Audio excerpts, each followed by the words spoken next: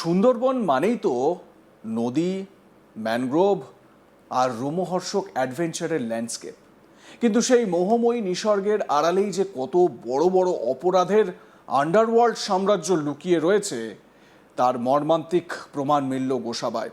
রাজনীতির মোড়কে লুকিয়ে থাকা দুষ্কৃতী রাজ্যে ঠিক কোন পর্যায়ে পৌঁছতে পারে গোসাবার তৃণমূল নেতা সুবিদ আলী ঢালি ওরফে ঝোড়ো ঢালির কাণ্ড কারখানা দেখলে তা হাড়ে হাড়ে টের পাওয়া যায়। পুলিশের জালে ধরা পড়ার পরও এই নেতার কাণ্ড কারখানা যেন আস্ত কোনো থ্রিলার সিনেমার স্ক্রিপ্টকেও হার মানিয়ে দেয়।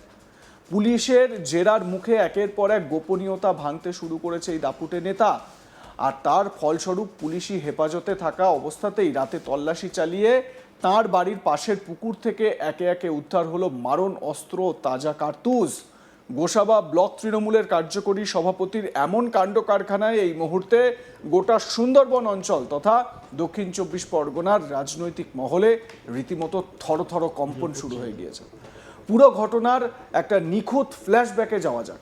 দীর্ঘদিন ধরে পুলিশের চোখে ধুলো দিয়ে ফেরাচ্ছিল এই সুবিদ আলী ঢালি ওরফে ঝোড়ো ঢালি। গোসাবা বা জীবনতলা ত্রাস হিসেবে পরিচিত এই নেতার নাগাল পেতে পুলিশকে কম কসরত পোহাতে হয়নি। অবশেষে 16ই জুলাই দক্ষিণ 24 পরগনার জীবনতলা থানার পুলিশের একটি বিশেষ দল অত্যন্ত নিখুঁত ছক কষে জালে তোলে এই পলাতক নেতাকে। সেই গ্রেপ্তারিটার সময়ে তার কাছ থেকে প্রথম দফায় আগ্নেয়াস্ত্র উদ্ধার হয়েছিল। এরপর আদালতের নির্দেশে তাকে পুলিশি হেফাজতে পাঠানো হয়। দফায় দফায় জেরা আর তদন্তের পর গোসাবা থানার পুলিশের কাছে ট্রান্সফার করা হয় তাকে। গোসাবা ব্লক তৃণমূল কংগ্রেসের কার্যকারী সভাপতি হিসেবে সংগঠনের অন্দরে তাঁর যে চরম রমরমা প্রতিপত্তি ছিল তা কাজে লাগিয়েই তিনি বছরের পর বছর পুলিশ ও আইনের চোখকে এড়িয়ে চলতেন বলে অভিযোগ। কিন্তু পুলিশের পেশাদারিত্বের সামনে সেই অহংকার বেশি দিন টেকেনি। রবিবার 26শে জুলাই রাতের অন্ধকারে গোসাবা থানার পুলিশ এক মেগা অপারেশন চালায়। ঝোড়ো ঢালিকে সঙ্গে নিয়ে খোদ তাঁর নিজের এলাকাতেই তল্লাশি অভিযানের নামে পুলিশ বাহিনী তারা ওই এলাকা পুরো সার্চ করে। একটানা জেরা করার পর এই কুখ্যাত নেতার দেওয়া তথ্যের সূত্র ধরেই পুলিশ সোজা গিয়ে হাজির হয় তার বাড়ির ঠিক পাশেই থাকা একটি পুকুর পাড়ে।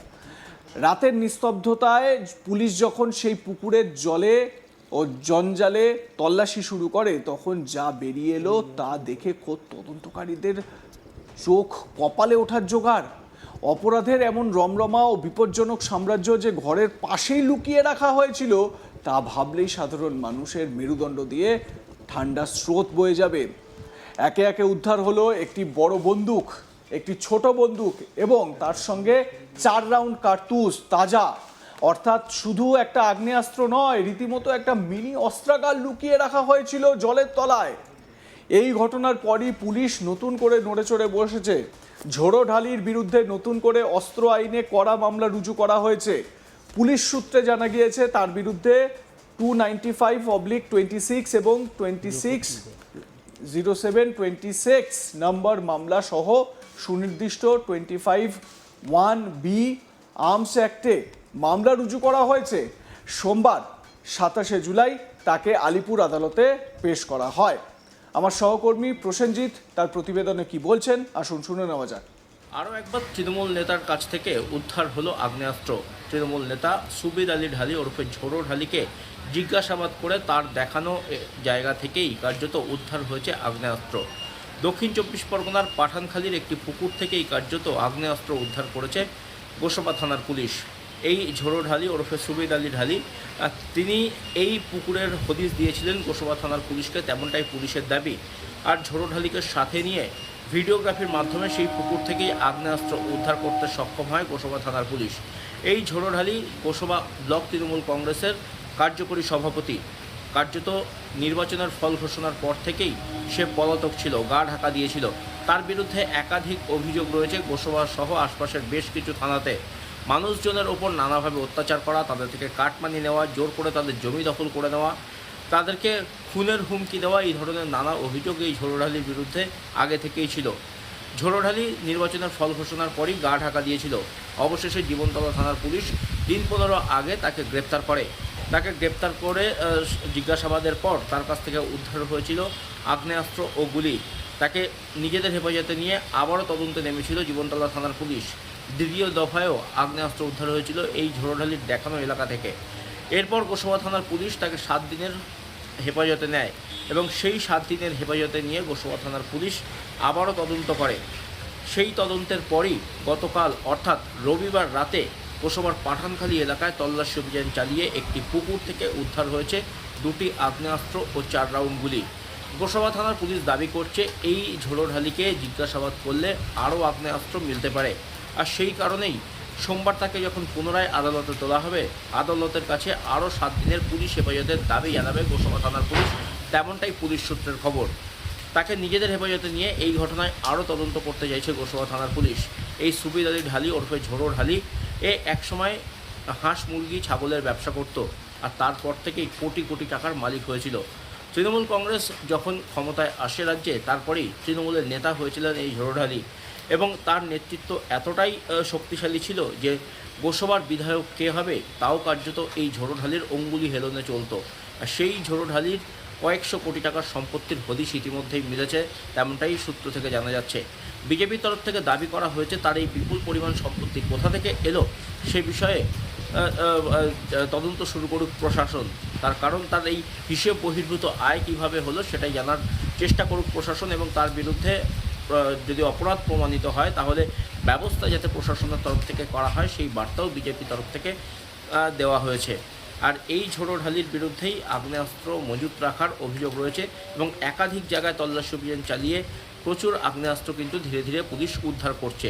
ইতিমধ্যে জীবনতলা থানার পুলিশ যেমন আগ্নেয়াস্ত্র উদ্ধার করেছে এই ঝোড়োঢালিকে জিজ্ঞাসাবাদ করে, তেমনি গোসাবা থানার পুলিশ তাকে নিজেদের হেফাজতে নেয় তারপর, এবং গোসাবা থানার পুলিশও জিজ্ঞাসাবাদ করে এই ঝোড়োঢালির দেখানো জায়গা থেকেই আবারও কিন্তু আগ্নেয়াস্ত্র উদ্ধার করলো। এবার রবিবার রাতে ঝোড়োঢালির দেখানো একটি পুকুর থেকে, তার বাড়ি সংলগ্ন একটি পুকুর থেকে তল্লাশি অভিযান চালিয়ে সেখান থেকে 2টি আগ্নেয়াস্ত্র এবং 4 রাউন্ড গুলি উদ্ধার করতে সক্ষম হয়েছে গোসাবা থানার পুলিশ।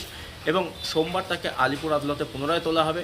তাকে পুনরায় তুলে সেখান থেকে নিজেদের হেফাজতে নিয়ে এই ঘটনায় আরও তদন্ত করতে চাইছে গোসাবা থানার পুলিশ। সব মিলিয়ে গোটা ঘটনাকে কেন্দ্র করে এলাকায় যথেষ্ট চাঞ্চল্য ছড়িয়েছে। এলাকার সাধারণ মানুষ দাবি করছেন যে এই ঝোড়োঢালি সাধারণ মানুষের উপর নির্বিচারে অত্যাচার চালিয়েছে।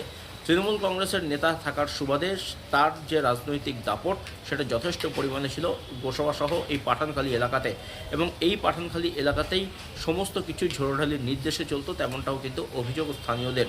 আর সেই এলাকার মানুষজনদের দাবি যে এই ঝোড়োঢালি নানাভাবে তাদের ওপর অত্যাচার করেছে, আবাস যোজনার টাকা নিয়েছে, সরকারি প্রকল্পের টাকা তছরূপ করেছে, নদীবাঁধ তৈরির টাকা তছরূপ করেছে, সাধারণ মানুষকে ভয় দেখিয়ে তাদের জমি জায়গা লুট করেছে, এমনটাও কিন্তু অভিযোগ রয়েছে এই ঝোড়োঢালির বিরুদ্ধে। আর সেই ঝোড়োঢালিকেই কার্যত নির্বাচনের পর যখন সে গা ঢাকা দিয়েছিল, বিভিন্ন জায়গায় তল্লাশি অভিযান চালিয়ে পুলিশ তাকে গ্রেপ্তার করে। জীবনতলা থানার পুলিশ তাকে গ্রেপ্তার করেছিল জীবনতলা থানা এলাকা থেকে, এবং তারপর তাকে জিজ্ঞাসাবাদ করে তার কাছ থেকে আগ্নেয়াস্ত্র মিলেছিল। আর এবারে গোসাবা থানার পুলিশ তাকে জিজ্ঞাসাবাদ করে তার বাড়ির পেছনের একটি পুকুর থেকে কার্যত আগ্নেয়াস্ত্র পেল, এবং তাকে নতুন করে আবারও নিজেদের হেফাজতে চাইছে গোসাবা থানার পুলিশ, যাতে কিনা এই আগ্নেয়াস্ত্র যে উদ্ধারের বিষয়টি সেটা আরও ত্বরান্বিত করা যায় এবং ঝোড়োঢালিকে জিজ্ঞাসাবাদ করলে আরও আগ্নেয়াস্ত্র মিলতে পারে, এমনটাই কিন্তু পুলিশ মনে করছে। আপনাদের মতামত জানান, দেখতে থাকুন আজ তাক বাংলা, সাবস্ক্রাইব করুন আমাদের ইউটিউব চ্যানেলটি।